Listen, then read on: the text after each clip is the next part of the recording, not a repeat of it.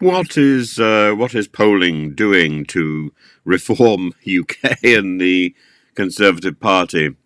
Recent polling indicates that Reform UK, under the leadership of Nigel Farage, they all laughed, you're not laughing now, is gaining significant ground on the Conservative Party. In recent polls, in several polls, Reform UK is still just a few points behind. In some key regions, they've even overtaken the Conservatives. For example, a recent Redfield and Wilton strategies poll shows the Conservatives at 19% and Reform at 17%. And some polls indicate that Reform could overtake the Conservatives in specific regions. There's a Reform UK enthusiasm for a poll done by YouGov for the Times yesterday that put Reform UK at 19% compared to the Conservatives at 18%. And the results came out just before an ITV debate. And Mr. Farage wasted no time, apparently, in gloating, saying, just before we came on air, we overtook the Conservatives in the national opinion polls. We are the opposition to Labour. And so maybe now he believes that the Conservatives should step aside and let Reform take the fight to Labour, or an alliance between the Conservatives and Reform is now essential. Maya Tusi and a few other commentators have noted these trends, suggesting that Reform might soon surpass the Conservatives in more areas, positioning themselves as the significant force in UK politics. I can't think of anything worse, frankly. The development raises somebody the other day left a comment saying that that I sounded like a Reform apologist. My goodness, am I not? I can't. I think Reform is an appalling idea. If I subscribe to anything, it's an organisation called Rejoin EU, which is gathering momentum, and it's, when I think of Nigel Farage, maybe I need to think of the dolphin. Maybe I need to think of a man who looks as if he's stepped out of the music hall. I mean, I admire that. If he wants to pursue a career as sort of Max Miller lookalike, I will be behind him. But only if he wants to realise his potential as a comic, as a figure of entertainment, as a person who could conceivably be leading our country. I can't think of anybody worse. A man who is lazy, a man who is unclear, a man who has one objective and who has mastered that perfectly, but who doesn't have a range of knowledge and who cannot be trusted.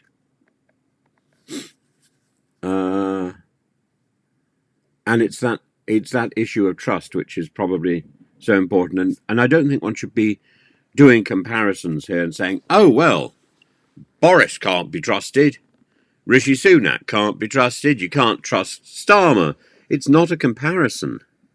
It's an absolute. It's an absolute. And you might say, well, I can't trust these other people. So what?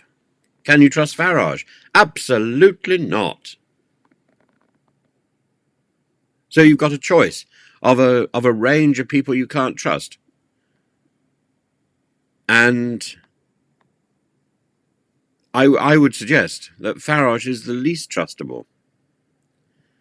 Farage is the person with the one aim, UKIP, Brexit. Has that worked? What is the one subject that nobody dares talk about at these election debates? Brexit. Even Farage doesn't talk about Brexit. How can you trust somebody who has taken us through such a change in our life but doesn't want to talk about it? The idea of an alliance between the Conservatives and Reform UK, or of Rishi Sunak stepping aside to let Farage take the lead against Labour, is a madness. It's a move that might consolidate right-wing votes, potentially preventing Labour from securing a large majority. However, it also risks alienating moderate Conservatives who may not support Reform UK's policies, and it ensures the Conservative Party will never have power again.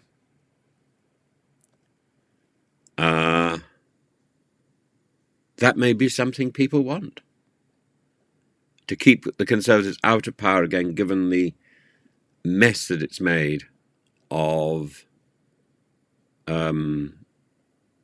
our country over the last few years. But this is a judgment about individuals. It's judgment about Liz Truss and about the inadequacy of Rishi Sunak to completely reverse and take things forward. It sounds like an oxymoron, doesn't it? He had to reverse back to the point before Liz Truss, and then he had to move.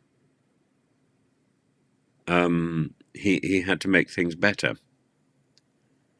I think he's done his reversal. I don't think he's made things better. And by embracing the Tufton Street ideology, arguably he's made things worse.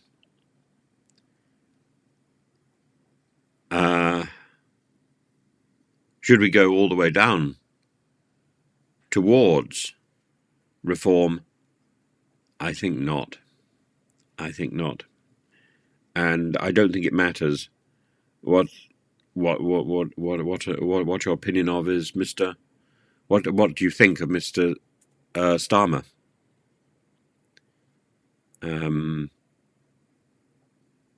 You may be a great supporter of Starmer.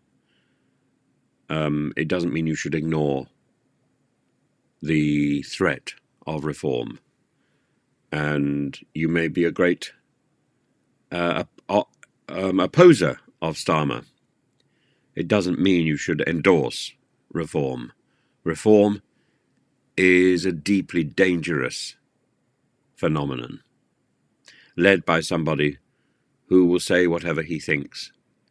The viewers of GB News, the readers of his devoted newspaper groups will lap up. This is a man who is dominated by populism rather than what is right. You just have to ask him, what about Brexit?